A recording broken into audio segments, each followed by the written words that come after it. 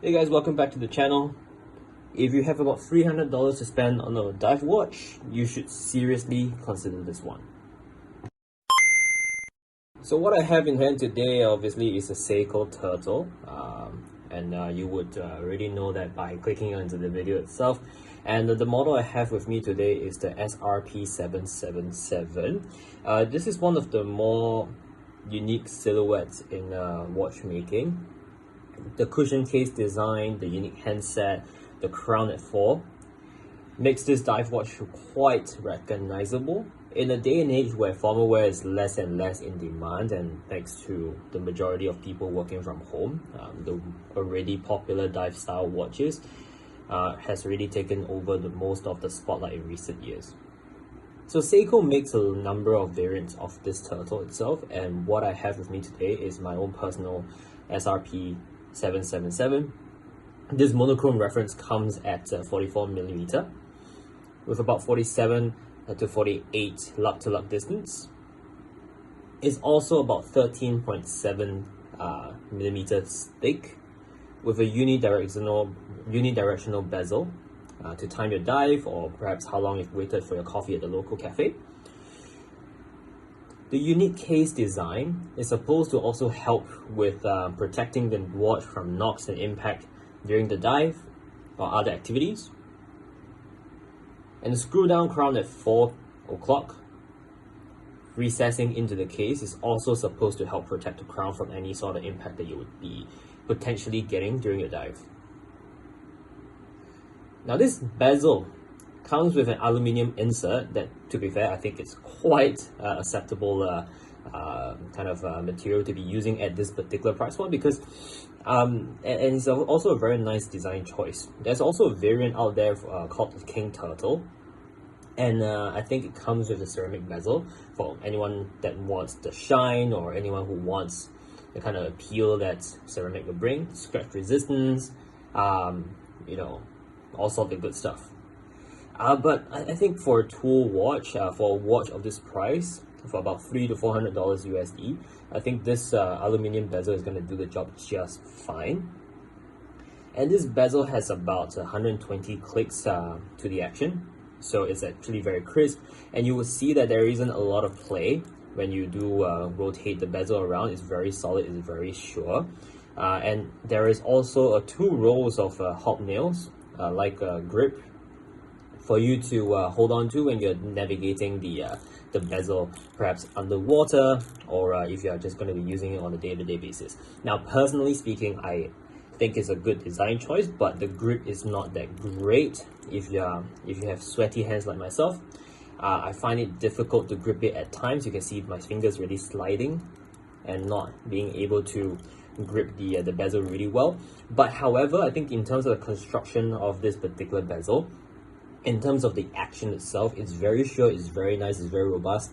So for the price point, I give all the credit to Seiko for being able to do this at this price point.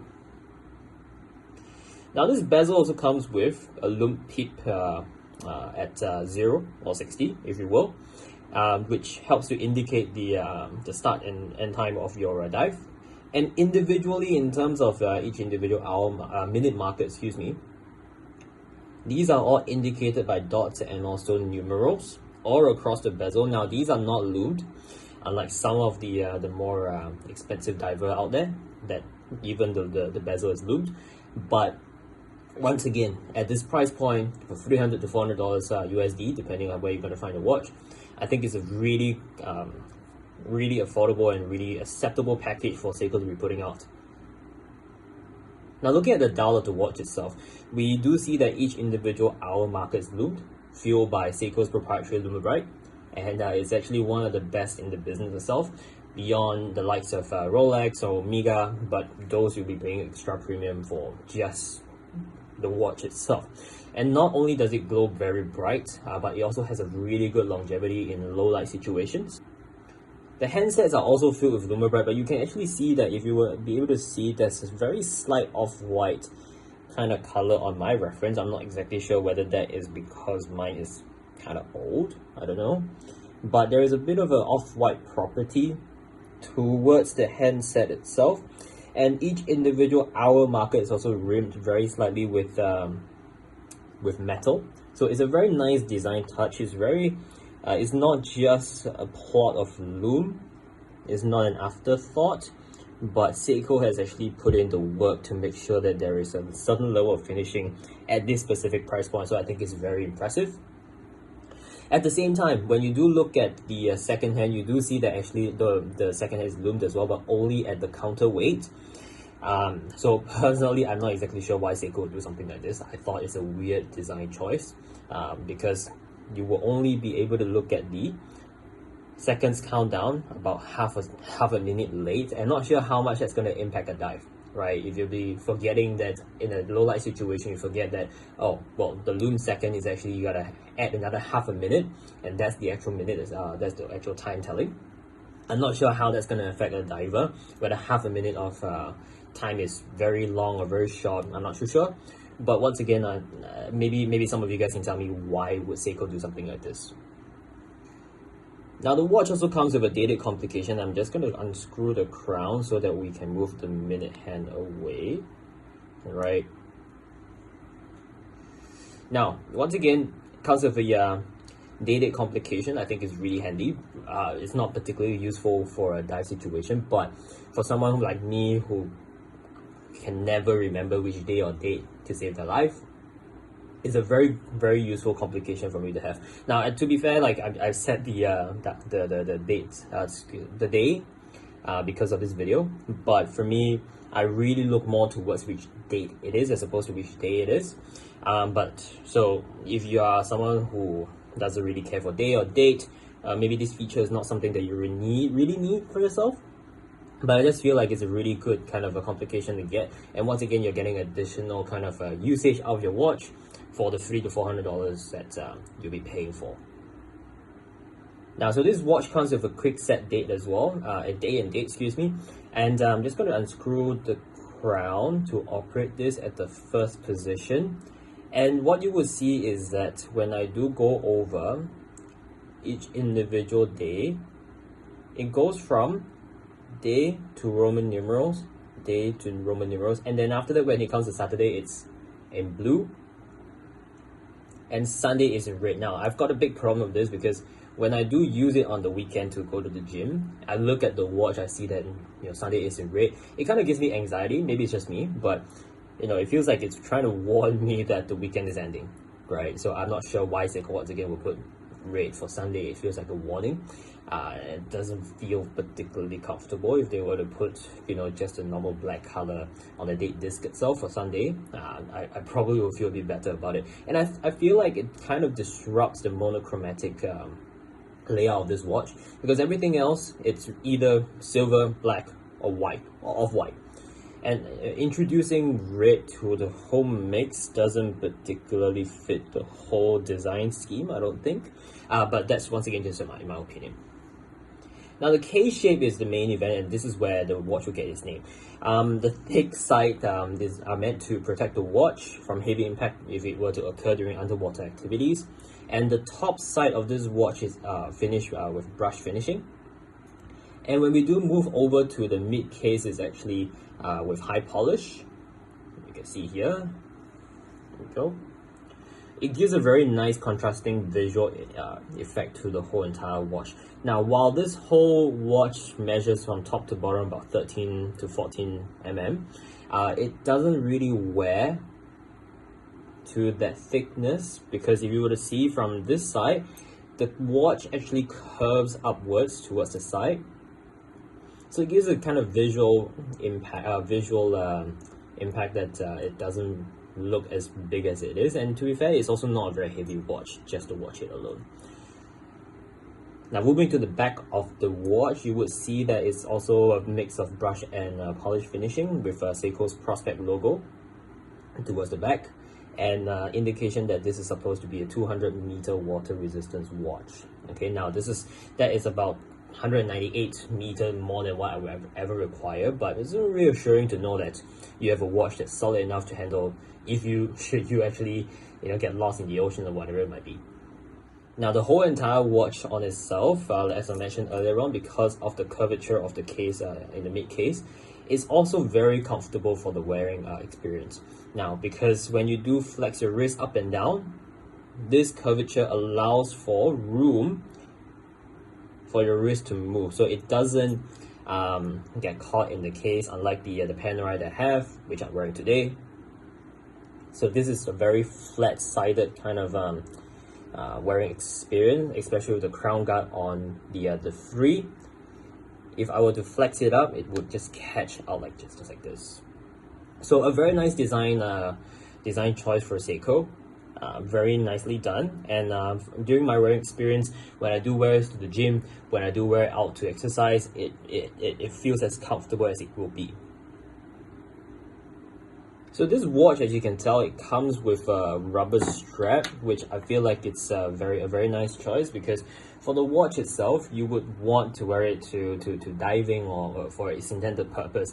And for myself, I wear it to the gym, and I feel like if I were to use it for just outdoor activities, or if I were to wear it for whatever kind of recreational kind of sports, it would feel very clunky, it would feel very heavy, right? And Seiko's bracelets are not exactly very well known to be very well made. So I think the choice to put a rubber strap on this watch is a very nice one. And at the same time, when we do talk about the strap, we need to talk about the hardware, right? So Seiko has given us very nice and solid and massive chunks of metal over here with signed with it being signed Seiko on both the keeper and also the buckle itself. So just the kind of cost that they probably have to invest into it for, once again, 300 to 400 USD that you'll be paying for, it's a very big value proposition, right?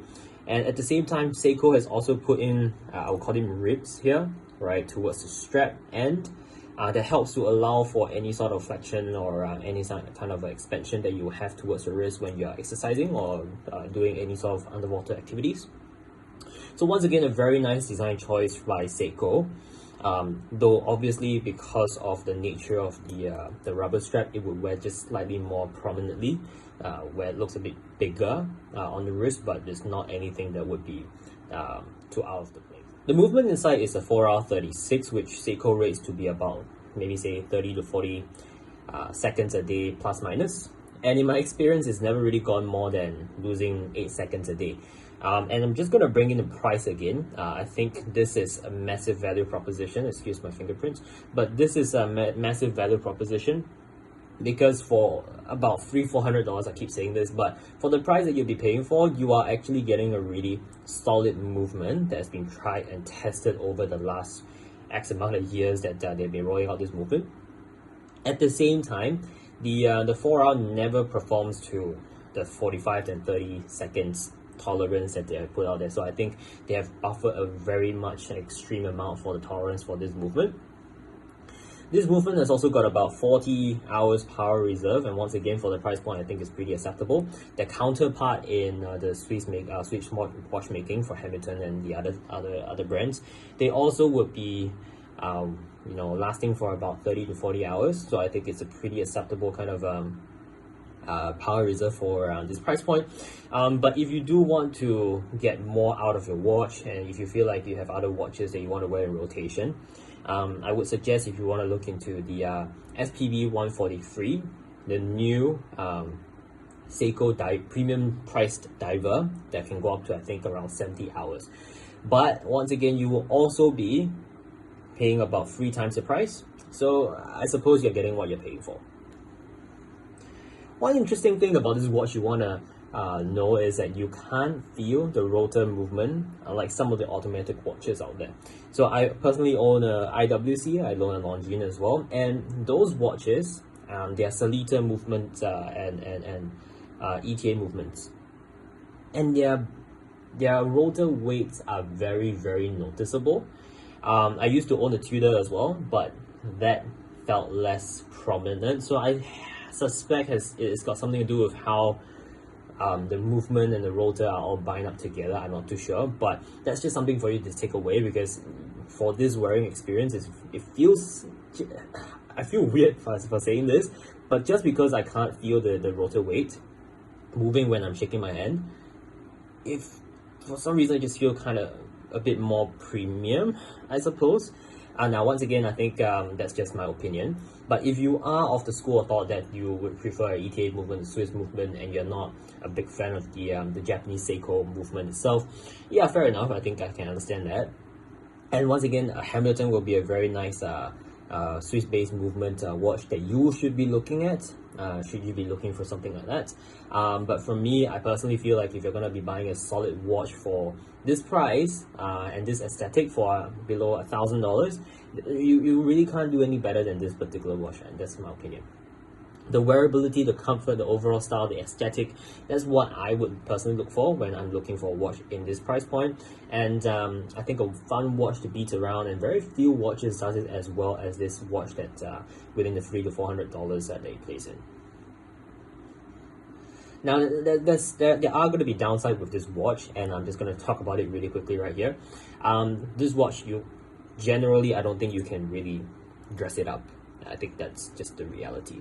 It's chunky, it's big, it serves a purpose, and it does it very well, but it's not a Rolex Submariner. If you're looking for a one watch collection, if you're looking for a sports watch that you can bring to formal events or wear with a suit or formal attires, this is not it, right? I suppose you can try to dress it up with an Uncle Seiko bracelet, or perhaps you can try to dress it up with some leather straps, but in my opinion, if you're going to be wearing leather straps on this kind of dive watch, it's because you have ran out of straps in your watch box. It doesn't fit. Similarly, in terms of perhaps something like an Omega, I can see it being dressed up as well, and perhaps even the SPB 143 that I've mentioned earlier on, the one that would cost 3 times the cost, that probably will look better in a formal attire. But in my opinion, because of the shape of the case, because of how it's designed, because of the aggressiveness of the bezel itself, it's not as refined, right, as the SPB. So I feel like this is going to be quite tough to dress up, if anything at all. You can try it, but I just probably won't recommend it. Another thing I want to complain about is actually the crown itself. So number one is that it's an unsigned crown, so it doesn't have Seiko's logo anywhere here at all. But at the same time, unwinding it and winding it is a painful exercise, and I mean it in a physical way and also in a metaphorical way. When you are unscrewing the crown, it feels like you are gritting against sandpaper. And you can never truly know whether you have caught the crown for screwing it down. So you do need a substantial amount of force just to unwind it. The winding action is pretty okay. It just feels like you're winding a spring toy, if you will. But just pushing the crown back into the recess area and pushing it back into its screwed down position, it's actually quite painful, so my fingers quite red at this point in time. So it's not the most pleasant kind of experience, and I try to keep the watch wound up most of the time so that I can avoid having to unscrew the crown and screwing it down again. But however, it's once again, I think for the amount of money that you're paying for, there's going to be some hits and miss in this price tier. Another thing to talk about is that a lot of people who have other Seiko watches might already know about this, but alignment is going to be some of the issues that some Seiko fans will face when they're buying their next Seiko dive watch.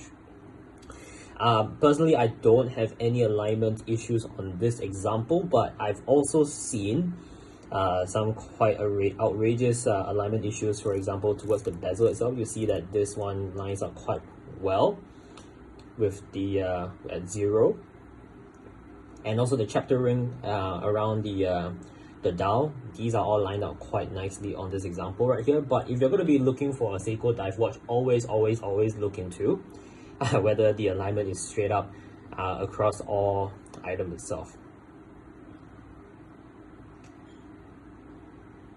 So some of the other options on the market itself is probably going to be a Seiko Samurai. That's one that I would recommend as well if you like a bit more of an angular approach to your dive watch. Perhaps you might also look into a more affordable option with a Casio Duro. That's something that Bill Gates apparently has always been wearing for the last X amount of years. Or was it someone else? I can't remember. The Captain Willet is also an option for you coming from the Seiko line. And I think these are all very, very solid watches for the price point once again. And I think Seiko as a watch brand is primarily just really known for two major types of watches. Number one, your dive watches like this one, and the other one really the dress watch kind of category, the more formal watches.